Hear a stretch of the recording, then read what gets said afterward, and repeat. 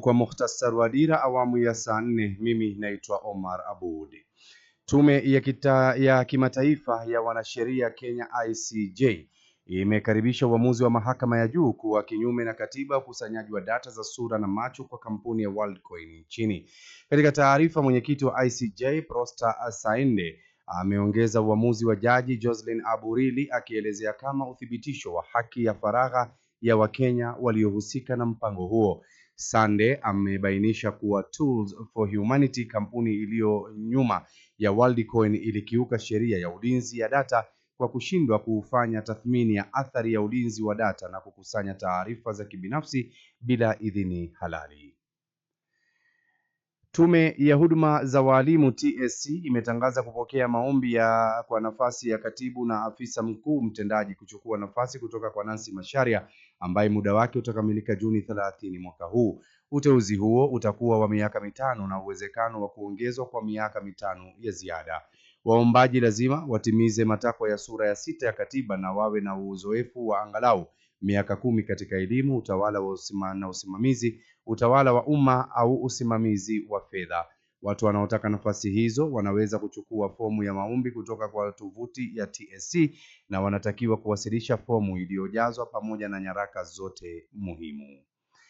Kwingineko, mwanamke mmoja ameyapoteza maisha yake kwa kudungwa kisu, huku mwingine akibaki na majeraha mabaya wakati wa mkutano wa kujadili ujauzito wa binti yao katika eneo la Kayole, Nairobi.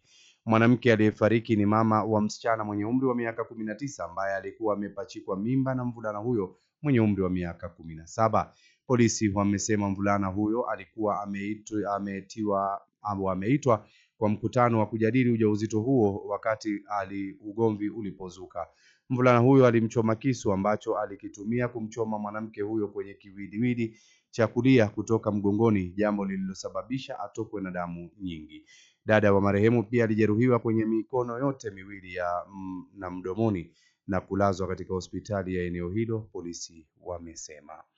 Hatimaye, kutoka rubaa za kimataifa, makabiliano kati ya Urusi na Ukraine yameendelea kushuhudiwa kutwa nzima jana Jumatatu na usiku wa kuamkia leo, huku kila upande ukionyesha ubavu kwa kushambulia ndani ya ardhi ya mwingine.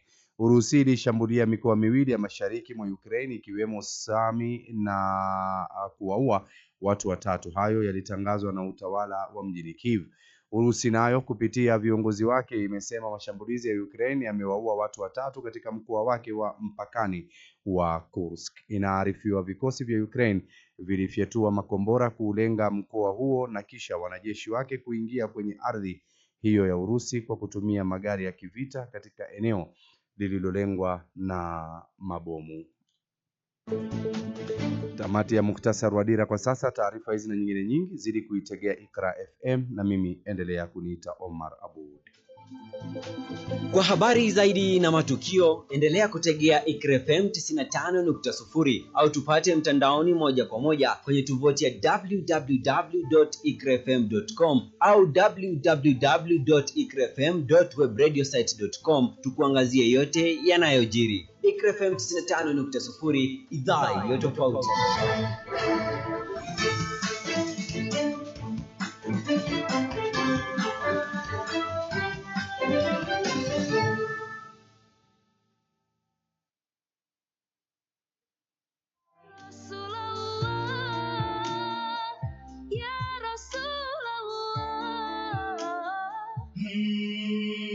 Mtume Muhammad sallallahu alaihi wasallam amesema, yeyote atakayemsaidia yatima atakuwa na yeye hivi akionyesha ishara ya vidole viwili. Sasa basi, hii ni fursa yako kumsaidia yatima na kujivunia khairati chungu nzima. Unaweza kufikisha msaada wako moja kwa moja Masjid